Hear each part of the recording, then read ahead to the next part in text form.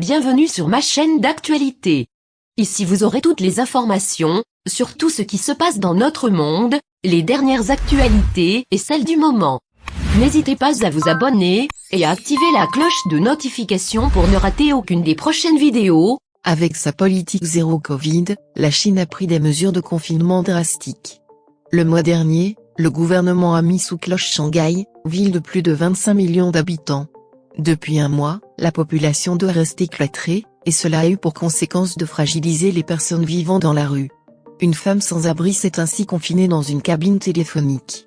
La Chine mène la politique du zéro Covid-19, et cela contraint de nombreuses villes à vivre sous cloche depuis plusieurs semaines. C'est notamment le cas de Shanghai, plus de 25 millions d'habitants, dans l'extrême est du pays. Là-bas, le confinement strict, qui dure depuis plus d'un mois, vire au cauchemar pour la population. Un mois dans la cabine.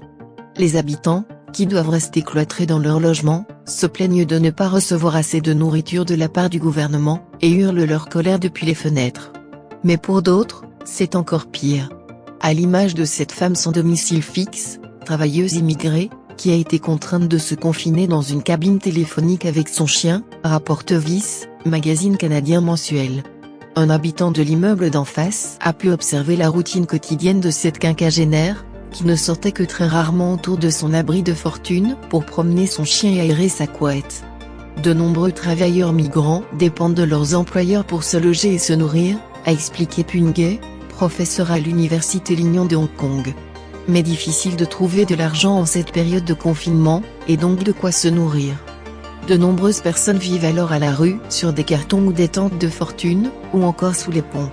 En raison de la crise sanitaire, bon nombre des travailleurs migrants se sont retrouvés au chômage en raison de la faible protection du travail en Chine. Avec la fermeture de la plupart des usines et des magasins, ils doivent se débrouiller seuls, a poursuivi Pungay. Les forces de l'ordre sont venues déloger cette travailleuse immigrée le 29 avril 2022, scellant la cabine téléphonique avec du ruban adhésif, pour qu'elle ne puisse plus y accéder. D'après les habitants du coin, la femme serait en sécurité avec son chien. Ils font leur possible pour la soutenir, notamment en lui faisant livrer un peu de nourriture. Une proposition de logement lui aurait été faite, mais elle aurait décliné l'offre. Merci d'avoir regardé cette vidéo. N'oubliez pas de mettre un like, partager. À bientôt pour une nouvelle vidéo.